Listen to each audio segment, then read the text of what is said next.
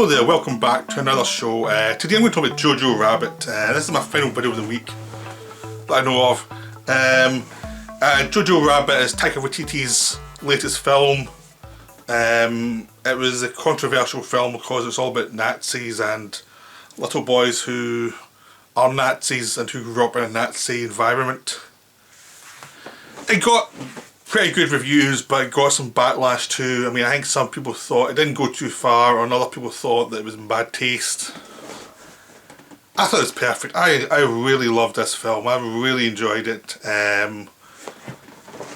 So this will probably be a rave. So which means it won't be a long video. The good thing about the film is it takes the point of view of a small boy who's 10. He doesn't understand the world. He's kind of sweet, but he's 10, which means he's on bad habits. So it's not a kid who's overly sweet. He seems a nice kid, but he's also got some darker impulses that he has to control.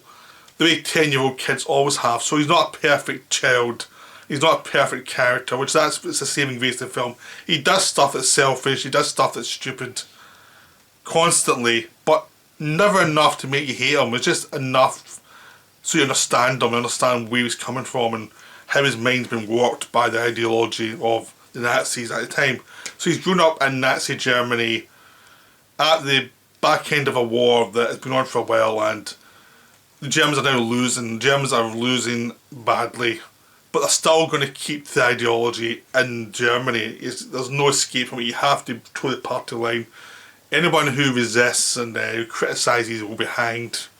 So JoJo passes this hanging line basically of these people who have went against the party line, and every so often you pass it, you see more people have been hanged. So it's this constant sense of threat. But because he's 10, he can't figure it out. He just thinks they're bad people. He doesn't get it, because they're going against what he's been told. And he also has an imaginary friend who's Hitler. He thinks, so Hitler's telling him, his imaginary friend Hitler is telling him he's doing great. He's very supportive to JoJo because JoJo doesn't have many friends. He has one friend, this fat kid, that is very brutal, very much into the Nazis as well. But they're kids, and they're seeing it in a way that's not quite real. They're just seeing it as, this is what the society's into, this is what they should be into. They don't criticise anything, they don't have the ability to criticise, they're just doing what they've been told. Okay, what they've been told in school is the Nazi party's good, everyone else is bad. That's all they've been taught. So they go along with it, and they become good little Nazis. So the film takes place as they are actually going towards the end of the war, and basically JoJo's having Hitler as his imaginary friend. He gets injured during a training camp because everyone thinks JoJo's too soft. They try to get him to kill a rabbit, which is why his name's JoJo Rabbit, because he couldn't kill the rabbit. And you've got all these cruel instructors who are laughing idiots who are going to be dead soon, really. They don't get it. They don't realise they're on the losing side. But the whole film is about where a small town would act under fascist regime. So you get all the people you normally see, like the laughing idiots, the collaborators, the rebellious types.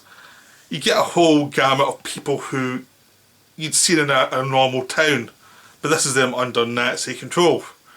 So they're spouting ideology, but it just shows you how easy it is for a fascist ideology to take over, because it's just integrated into something that's already there. It's integrated into society, and it becomes a thing they tell each other by rote. They're not thinking about it too much. It's just like, oh, they're the enemy now. Okay, they're the enemy. Let's hate them then. So they don't really know that much about Jews. It's just Jews are the enemy for now, And then by the end of it, the Russians are the enemy. It doesn't matter. It just changes whenever a change takes place. So at a certain point, the Russians are the enemy. But until now, the Nazis hate Britain, hate everyone else. So everyone is the enemy, especially the Jews.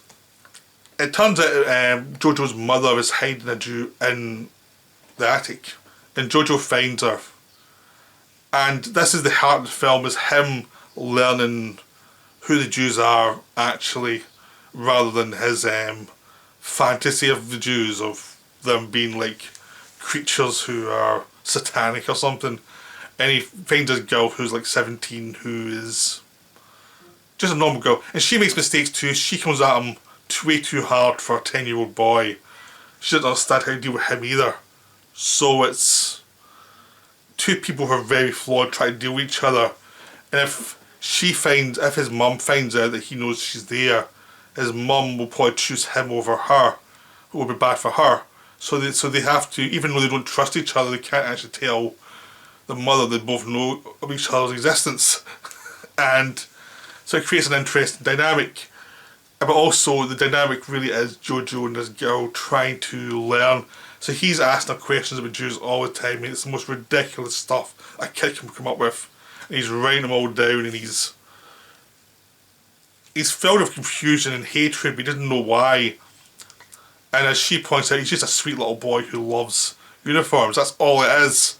He doesn't get there's nothing beyond that. He's a 10-year-old boy who likes certain things, and the ideology he doesn't really understand. He's just been focused on it by his society. And the way a child would be. And that's what's great about the film is. It's all about this world, the way a child would see it, which is blunt at certain times, like saying things you shouldn't, which means you can be satirical, but also seeing how dysfunctional the adults are. The adults are completely insane in this film. Apart from his mother, all the other adults are dysfunctional idiots. I mean, Sam Rockwell plays the leader of the Nazis in the area, and he's a drunk. He's probably gay, but won't admit it. Alfie Allen plays his sidekick, who obviously have feelings for each other, but they won't admit it. He's been sent there because he's incompetent and obviously drunk, and he hates being there. And he's not all bad, but he has done enough so that you know he probably has it coming.